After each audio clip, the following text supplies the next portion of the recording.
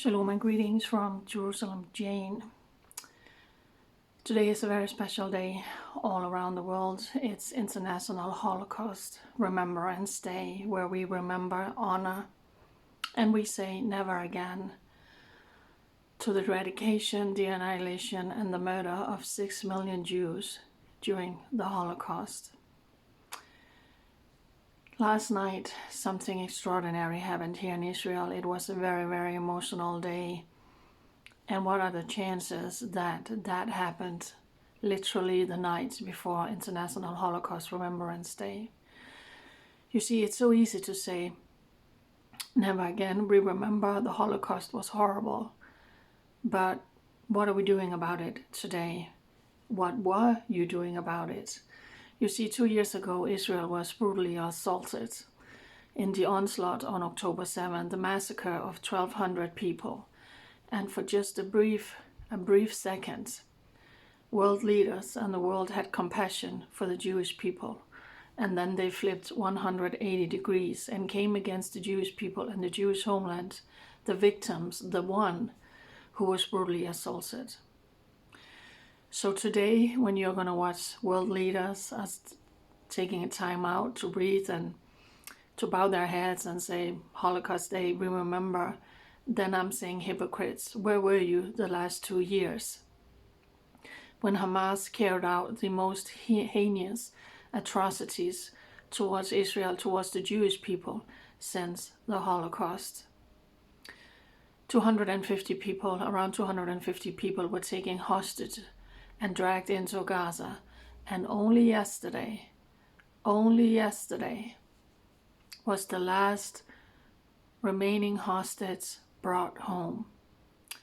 Ran Givili, I hope I pronounced his name right, was a police officer, and he went out to defend a kibbutz in the south when these savages breached into Israel on October 7. And he fought bravely as a hero of Israel. But he was killed and his body was kidnapped into Gaza. So his body has been kept ever since, due to the arrest of a terrorist inside Gaza and the interrogations of him. The Israeli intelligence agency could pinpoint into a certain cemetery where the remains of Ran was held.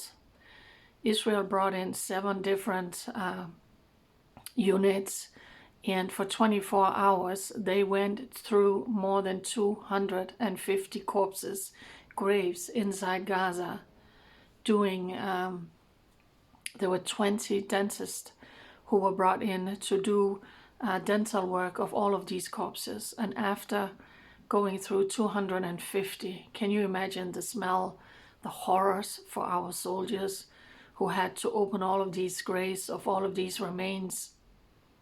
After 250, when that grave was opened and they found a body he was still in his police uniform that he was kidnapped in, they knew that they have found the last Israeli hostage. And I shared video on my social media where you see the soldiers, some of them are sobbing, others are cheering, because we brought him home, we found him. You know, you don't leave anyone behind. So when you think about what this nation has been through, down through history, being persecuted, hunted, and killed for no other reason than being Jewish, and then came the Holocaust, and the world watched in silence, and then once a year, they in the United Nations and world leaders are saying never again. But then we had that massacre and onslaught on October 7, and the world for 1 second had compassion towards the Jewish people, and then they bought the Hamas narrative, propaganda and lies coming out from Gaza, and they turned against the Jewish people, and millions of people were demonstrating in the streets with their hatreds towards the Jewish people. And we have had to watch that and endure that and go through that, and our soldiers who is still in Gaza, what Hamas still is. Yesterday, I can't even begin to imagine the release for them after finding this brave police officer who fought as a hero, as a lion on October 7. So he was brought home yesterday. It was a very, very emotional day here in Israel. This horrific chapter of hostages held inside Gaza since 2014 has finally come to an end. And in that aspect, this nation now needs to start to heal and recover. So this is happening today. It's on Holocaust Memorial Day, that only the day before the last hostage was brought home from Gaza. So it's very, very difficult to describe what we have been through here in Israel and what the Jewish people have been through. All the soldiers who has been away for hundreds and hundreds of days, away from their families, in Gaza, in Syria, in Lebanon, against all the terrorists who is roaming free in Judea and Samaria, in case you didn't know, because your failing mainstream media is not reporting about it, and they have also not reported about how Gaza was turned into the biggest terrorist nest in the world.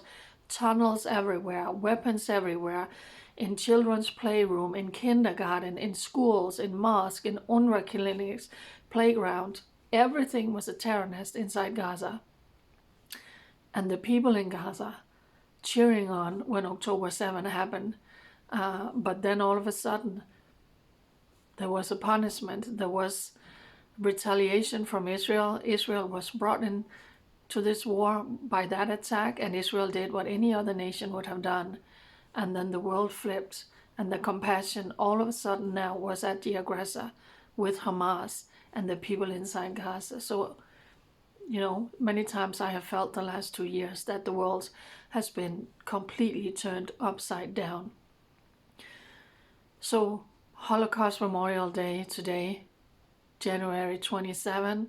So what is the situation in Israel? Like I just said, the last hostage only just came home. And when I go off this video, what am I going to do? I'm going to go out and shop. I'm going to go out and buy things, because we are waiting now for the American and maybe it's also the Israelis to do an attack in Iran against the horrific regime who has one goal and has had one goal the entire time they have been in power, and that is the annihilation of the Jewish people. And they are the ones who has founded Hamas, Hezbollah. These are their proxies. Iran is behind that. And they want to annihilate the Jewish people. But now they have been slaughtering in a horrific way thousands and thousands of their own people. And Trump said, hold out, help is on the way. But if and when America is going to do that, and Israel might join, we will see, to go in against the nuclear and weapon production in Iran, then Iran most likely will retaliate, maybe with some of their proxies. And they will attack targets, American targets in the Middle East. And then once again, their demonic hatred towards the Jewish people and the Jewish homeland, they are going to attack us too. So the Israeli military has been on high alert for quite a while now, while they are strategically working together with America against the same evil, the terror regime in Iran. So here, on Holocaust Memorial Day 2026, only yesterday, the last hostage came home from Gaza, a brave Israeli police officer. And we are preparing, and people out stocking up for potentially another war with the horror regime in Iran. This is where we are at in 2026. I just read an article I shared on my social media how the Israeli government having a plan to evacuate the 42,000 tourists who is currently here in Israel if and when a new war is going to come. And many airlines has actually already stopped flying here to Israel and to the Middle East. So this is the situation in 2026. For such a time as this, you and I are called to speak for Israel and stand with Israel, the nation that never started a war, that has always been attacked from enemies around and enemies within.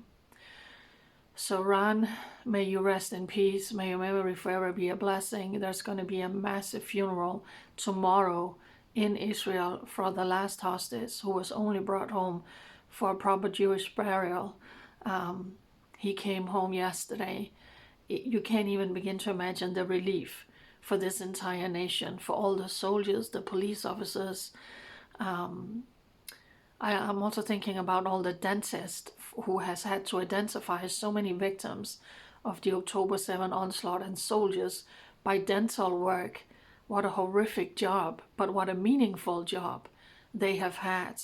But the trauma that people carry in this country, the women who has been home alone with their children because their husband has been out fighting all of these monsters who want to annihilate them, the trauma of the children. This is where we're at in 2026 on International Holocaust Memorial Day.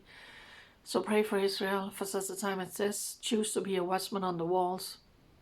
Wherever you are around the world, stand up for Israel, speak up for Israel, make pro-Israel rallies, especially when there could be another war on the way.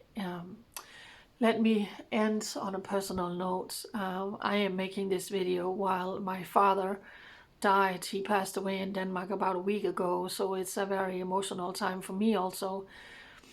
Not even really actually starting to process his death, dying in Denmark. I'm in Israel. But I just, from the bottom of my heart, want to say thank you for your compassion, for your condolences, for the thoughts, for the love, for the prayers that you have sent to me in this special time where a hostage is coming home. My dad passed away. We are preparing for a war with Iran, which we don't know when it's going to come, how big is it going to be, how long is it going to last. And the place where I'm currently renting a room, we don't have a bomb shelter in the apartment. It's downstairs, a small cold place in the basement. So it will be different for me this time around. So for such a time as this, we really are called to stand with Israel and the Jewish people, especially on this International Holocaust Memorial Day, where it's so easy to say never again. But we are watching, what are you doing, especially the world leaders, for the remaining of the 364 days in the year. May God bless Israel, and may God bless all of her supporters, including you, around the world. Bye.